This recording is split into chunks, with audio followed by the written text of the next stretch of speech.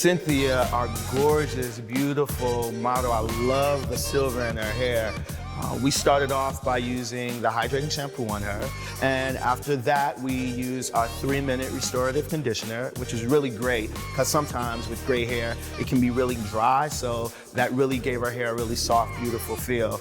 And after that we used our Flawless leave-in conditioner, and we followed that up with our blowout cream, which we really loved, and we used our heat protectant spray also to make sure that there was extra protection on her hair. And after we blow dried her hair, it was really beautiful and silky and soft.